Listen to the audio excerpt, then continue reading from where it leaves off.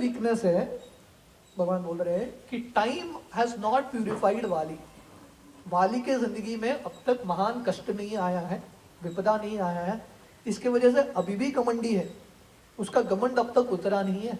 इसलिए ऐसे लोगों का संगति करके हमारे लिए लाभ नहीं मिलेगा। एंड देन बोलते हैं द फोर्थ सबसे बड़ा दुर्गुण है वाली का, मातंग ऋषि जैसे महान संत ने उसको श्राप दिया है।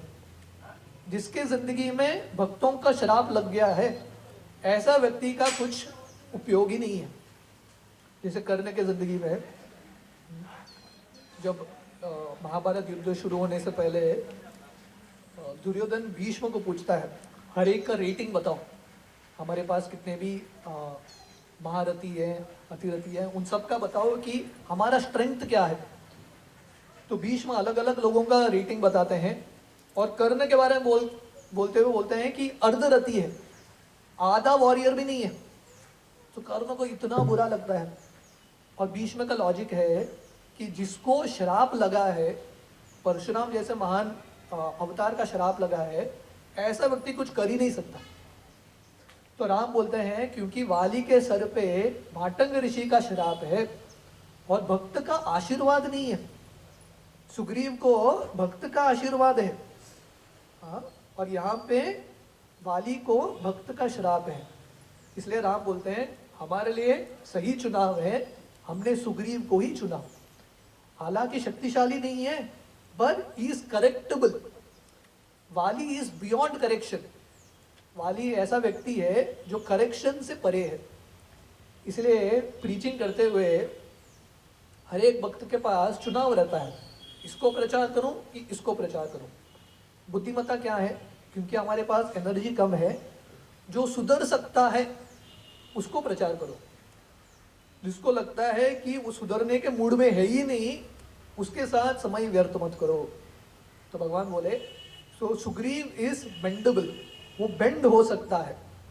हाँ, जैसे मुझे याद है पहले बार जब राधानाथ महाराज गोवा आए थे बहुत साल पहले, सो आई थिंक मैं शायद 11th स्टैंडर्ड 10th स्टैंडर्ड में था।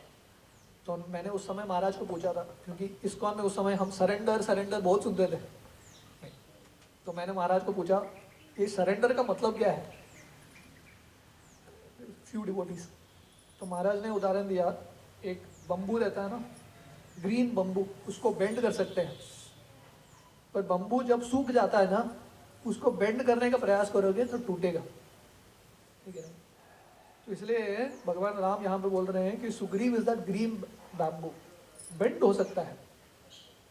उसको ट्रेनिंग के साथ, अनट्रेन्ड है पर वो ट्रेन हो सकता है।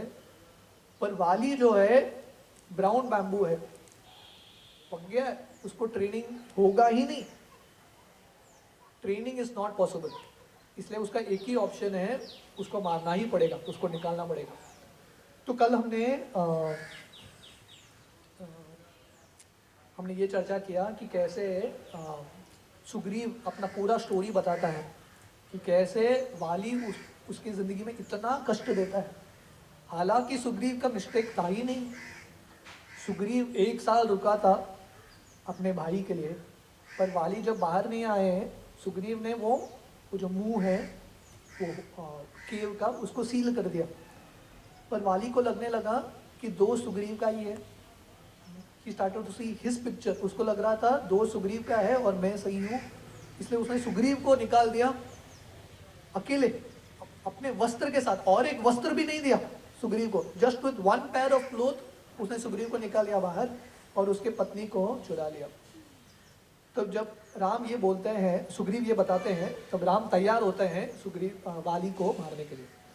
उसके बीच में जैसे हम कल देख रहे थे, जहाँ पे सुग्रीव का गुफा है, उसके पास ही वो ट्रेल मार्क है जहाँ पे सीता के गहने खींच के लेके जाते हैं मंदिर सुग्रीव। उस समय सुग्रीव राम को बताते हैं कि थोड़े समय पहले एक विमान गया था, एक चैरियट, रावण एक स्त्री को लेके जा रहा था, और वो स्त्री ने मुझे देखा, हालांकि बहुत 3-4 और मंदिर थे वहाँ पे, मुझे देखा और ये पोतली में उसका जितने भी ज्वेलरी है सब बांध के सीधा मेरे चरण पे गिरा दिया।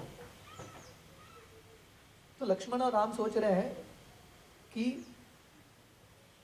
सीता ने सुग्रीव को क्यों चुना, वहां पे हनुमान जी भी थे, बाकी बंदर भी थे। तब लक्ष्मण को समझ में आता है ये पांचवा कारण है जिसके वजह से हमको सुग्रीव के साथ ही दोस्ती करना है, क्योंकि सीता ने भी सुग्रीव को कृपा दिखा दिया।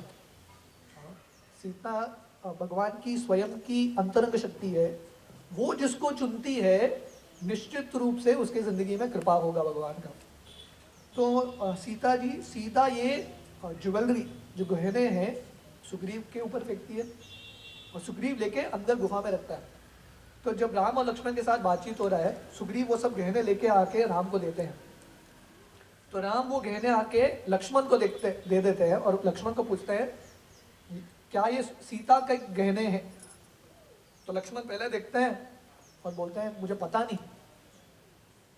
तो राम बोलते हैं आपको कैसे पता नहीं।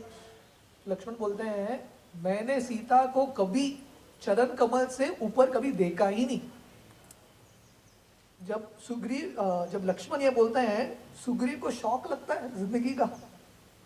जैसे मैं बोल रहा था, सुग्रीव का अभी अभी ट्रेनिंग हो रहा है मनुष्य कैसे सोचते हैं, तो ये तो बिल्कुल एक एक्सट्रीम हो गया।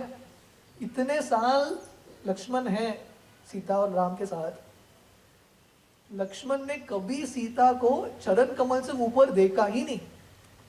सुग्रीव को समझ में नहीं आता, ऐसे भी मनुष्य होते हैं, कांट इवन डाइजेस्ट। उस समय हनुमान जी सीता के चरण कमल के जो नुपुर है वो निकाल के देते हैं और लक्ष्मण पहचान लेता है, क्योंकि लक्ष्मण ने इतने हजारों बार सीता को दंडवत किया है। वो पहचान लेता है कि ये सीता के ही गहने हैं। तब राम के आंखों से अश्रु निकलता है और भगवान राम रोने लगते हैं कि मेरे जो पूर्वज है उन लोगों ने गंगा को लेके आए स्वर्गलोक से, पर मैं अपने पत्नी को नहीं बचा सका। मेरी पत्नी विधवा की तरह सब गहने निकाल के फेंकती है, पर मैं कुछ कर ही नहीं पा रहा। और इतना विलाप करते हैं, इतना रोते हैं।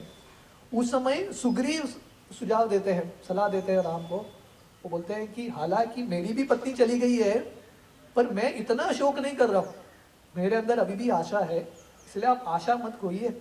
निश्चित रूप से सीता कहीं पे भी है, मैं ढूंढ के दूंगा। तो इस तरह से राम तैयार हो जाते हैं वाली को मारने के लिए। अभी एक प्रॉब्लम है कि हालांकि राम तैयार है, सुग्रीव को अभी कॉन्फिडेंस नहीं है कि राम मार सकते हैं कि नहीं। तो सुग्रीव भगवान राम को पूछते हैं मैंने वाली का शक्ति देखा है, वाली इतना शक्तिशाली है कि जो सुमेरु पर्वत है जिसको समुद्र मंथन के लिए उपयोग किया था, जो देवता और दानव साथ में मिलके उठा नहीं पाए, वाली उसको उठा लेता है।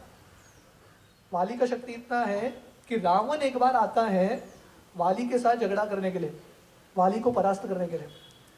और उस समय जैसे मैं कल बोल रहा था, वाली सुबह के समय 4 समुद्र में अपना गायत्री, अपना सुबह का प्रार्थना अर्पण करता था। उसी समय रावण का प्रवेश होता है। वाली देखता है कि रावण आ गया, पर वाली अपना कार्य रोकना नहीं चाहता। तो वो क्या करता है, रावण को अपने पूंछ से बांध लेता है, अपनी पूंछ से, और छलांग लगाता है।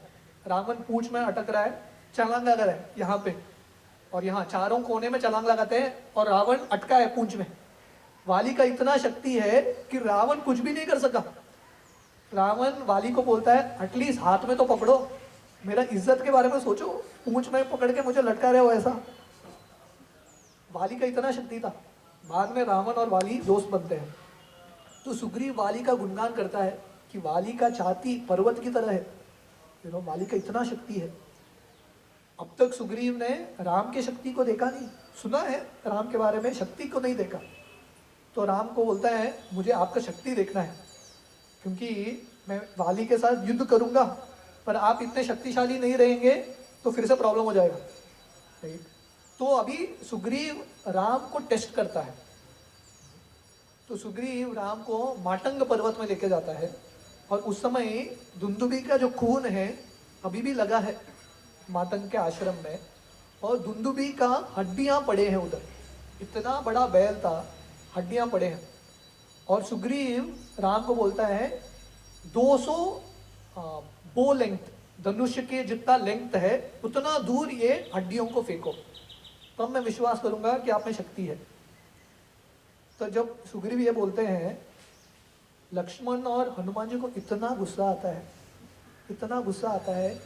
लक्ष्मण तो ऑलरेडी एंगर पर्सोनिफाइड है, लक्ष्मण बहुत गुस्से वाली पर्सनालिटी है। जब दशरथ भी राम को बाहर कर देते हैं वनवास के लिए, लक्ष्मण राम को बोलते हैं ये पिता नहीं है, काम वासना में आगे इसको मार देंगे पिता को। इतना लक्ष्मण का गुस्सा रहता है, राम के प्रति इतना प्रेम है, वो कुछ भी करने के लिए तैयार है।